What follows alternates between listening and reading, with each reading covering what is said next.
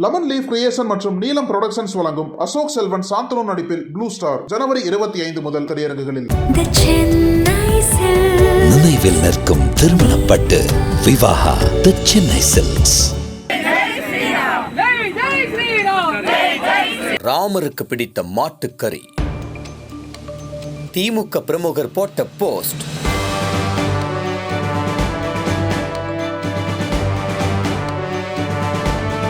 கொந்தளித்த கோவை பாஜகவினர். வீட்டை சுற்றி வளைத்த நிர்வாகிகள். கோவையில் அதிகரித்த பதற்றம். கடந்த 500 ஆண்டுகளுக்கு முன்பு முகலாய பேரரசரின் படை தளபதியான மீர் பாகியால் என்பவரால் பாபர் மசூதி கட்டப்பட்டதாக கூறப்படுகிறது. ஆனால் அந்த இடத்தில் ராமர் கோவில் இருந்ததாகவும் அவ்வப்போது சர்ச்சைகள் கிளம்பின.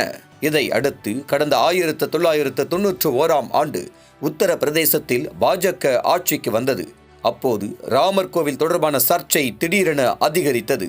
இந்த நிலையில் 1992 டிசம்பர் 6 அன்று மசூதி இருப்பது ராமர் பிறந்த இடம் என்று திரண்டு வந்த ஒரு பெரும் கும்பல் பாபர் மசூதியை இடித்து அப்புறப்படுத்தியது. இதன் காரணமாக நாடு முழுவதும் மிகப்பெரிய கலவரம் ஏற்பட்டது. இதை அடுத்து இது தொடர்பான வழக்கினை உச்சநீதிமன்றம் விசாரித்து வந்தது. அப்போது 2019 நவம்பர் 9 அன்று உச்சநீதிமன்றம் அயோத்தி வழக்கில் ராமர் கோவில் கட்டிக்கொள்ளலாம் என்றும் அதற்கு பதிலாக முஸ்லிம்களுக்கு 5 ஏக்கர் நிலத்தை மசூதி கட்டுவதற்காக அரசு சார்பில் கொடுக்க வேண்டும் என்றும் தீர்ப்பு வழங்கியது. அதன் பின்னர் அந்த இடத்தில் ராமர் கோவில் கட்டப்பட்டு ஜனவரி 22 இதன் கும்பாபிஷேகம் மிக பிரம்மாண்டமாக நடந்துள்ளது. இந்த கும்பாபிஷேகத்திற்கு இந்தியா மட்டுமல்லாமல் உலகின் பல்வேறு பகுதிகளில் இருந்தும் பக்தர்கள் சென்றுள்ளனர். இதன் காரணமாக அயோத்தி நகரமே விழா கோலம் பூண்டிருந்தது. இதனை பொதுமக்கள் அனைவரும் பார்ப்பதற்காக நாடு முழுவதும் பல்வேறு பகுதிகளில் LED திரை அமைத்து அயோத்தி ராமர் கோவில் கும்பாபிஷேக நிகழ்வை நேரடியாக ஒளிபரப்பு செய்துள்ளனர். மேலும் இந்தியா முழுவதிலும் உள்ள பல்வேறு திரையரங்குகளில் இந்த நிகழ்வை நேரலையாக ஒளிபரப்பி உள்ளனர். இந்த கும்பாபிஷேக விழாவில் பிரதமர் மோடி கலந்து கொண்டது மட்டுமல்லாமல் பாஜக உள்ளிட்ட பல்வேறு அரசியல் கட்சிகளின் தலைவர்கள், ஆன்மீக தலைவர்கள், அமைச்சர்கள், திரையுலக பிரபலங்கள், முக்கிய பிரமுகர்கள், பக்தர்கள் என லட்சக்கணக்கானோர் கலந்து கொண்டு சிறப்பித்துள்ளனர். இது ஒருபுறம் இருக்க, கும்பாபிஷேகம் நடைபெற்ற தினத்தில் இந்தியாவின் பல்வேறு பகுதிகளில் மாமிச உணவுக்கு தடை விதிப்பதாக வதந்திகள் கிளம்பியது. இதனால் இதற்கு எதிர்ப்பு தெரிவிக்கும் வகையில் சமூக ஊடகங்களில் சிலர் இறைச்சி சாப்பிட்ட பதிவுகளை பதிவிட்டுள்ளனர். இதில் தமிழ்நாடு, கேரளா போன்ற மாநிலங்களில் தாங்கள் இன்று பீஃப் சாப்பிட்டோம் என ஏராளமான நெட்டிசன்கள் பகிர்ந்துள்ளனர்.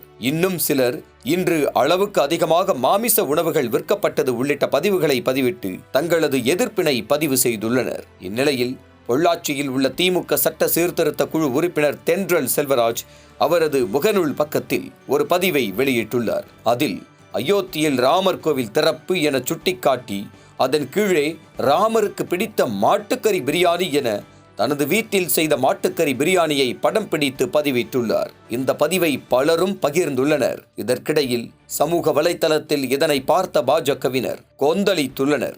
உடனே இது தொடர்பாக பொள்ளாச்சி நகர பாஜக தலைவர் பரமகுரு உள்ளிட்ட கட்சி நிர்வாகிகளுக்கு தகவல் கொடுத்துள்ளனர். இதனை கண்டு அதிர்ச்சியான பரமகுரு உள்ளிட்ட நிர்வாகிகள் உடனே புறப்பட்டு திமுக நிர்வாகியின் வீட்டை முற்றுகையிட முடிவெடுத்துள்ளனர். அதன்படி பரமகுரு தலைமையில் தென்றல் செல்வராஜ் வீட்டை முற்றுகையிட்டு தர்ணா போராட்டத்தில் ஈடுபட்டுள்ளனர். இதனால் கடுப்பான தென்றல் செல்வராஜ் குடும்பத்தினர் பாஜகவினரை வெளியேறும்படி ஆத்திரத்தோடு சத்தமிட்டுள்ளனர். இதனை அடுத்து இந்த செய்தி தெரிந்து திமுகவினரும் அங்கு சென்றுள்ளனர். இதனால் அங்கு மோதல் உருவாகும் சூழல் உருவாகியுள்ளது. இதற்கிடையில் இந்த தகவலை தெரிந்து கொண்ட பொள்ளாச்சி துணை கண்காணிப்பாளர் ஜெயச்சந்திரன் சம்பவ இடத்திற்கு விரைந்து சென்றுள்ளார். அங்கு சென்றவர் அனுமதி இல்லாமல் தர்ணா போராட்டத்தில் ஈடுபட்ட பாஜகவினரை கைது செய்து தனியார் மண்டபத்தில் வைத்து விசாரணை மேற்கொண்டுள்ளனர். இந்த விசாரணை முடிந்த பிறகு விடுவிக்கப்பட்டதாக தெரிகிறது.